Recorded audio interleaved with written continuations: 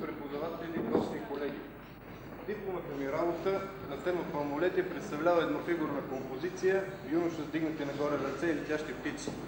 Работата е изпълнена в гипс за мислене за паркова среда в материал бронз. Фигурата е висока над естествена големина. Спрах се на тази тема, заинтригуван от нейната близост до мен самия и от актуалността на проблемите, които трябва да разрешава всеки млад човек, застанал днес в света, за който преди ще представи за неадекватно. Птиците също не са конкретизирани. Използва стилизация и обобщение, за да постигне отношение за лекота, ефирност и полет. Тези качества съм подсилил чрез ажурността на композицията. Старах се да изчистя от ненужни атрибути и да стигнат до едно стилизирано въздействие на символ. Опитах се да използвам изцяло възможностите на композицията и силата на въздействието на силуета и като крайна цел да постигна единство между конкретност и обобщеност. Към дипломната си работа представям и 4 работи, изпълнени в камък, една от които е експонирана в двора на академията и се надявам, че няма да повлият отрицателно върху оценките на дипломната ми работа.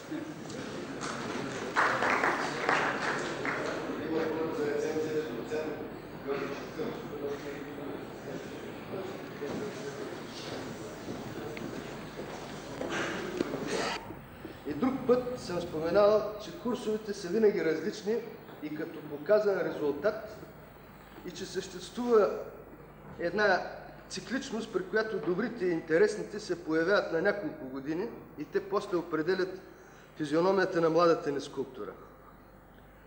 Без да е ретрограден нашия институт, поне откакто аз го помня, е имал проблеми с подобни завършващици. Не искам да повтарям казаното от дипломника, затова ще бъда кратък. Фигурата е много добре балансирана, с категоричен силует и ясни обеми. Птиците, без да са конкретизирани така както трябва, се вписват чудесно в общия силует и обогатяват и разнообразяват композицията. Струва ми се, че малко ми е по-лесно да говоря, тъй като работата много по-добре се защитава и много по-ясно да стане. Особено и се спаси много лесно. Още една-две години му трябва и е готов. На добър час.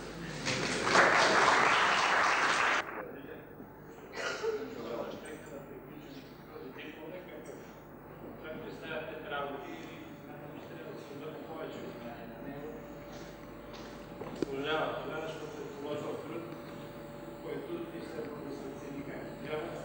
Искам да започна изказването с последните думи, които ме смяха публиките. Той се надява, че тези работи... Смятам, че дипломника правилно се е насочил именно като така трактовка на формата. Това трябва да се отчете като положително в неговата работа. Той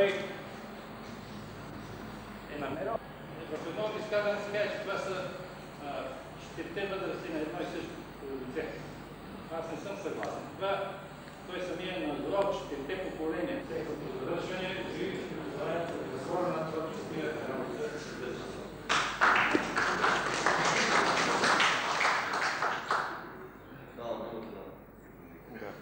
Искам да благодаря на комисията за добрите думи и пожелания. Да благодаря на професор Гондов за активното участие при изграждането ми като бъдещ автор. Благодаря на Александър Апостолов за активното му участие и за съдействието часовете по камероделие, помощта, която оказваш всеотдайно. Благодаря.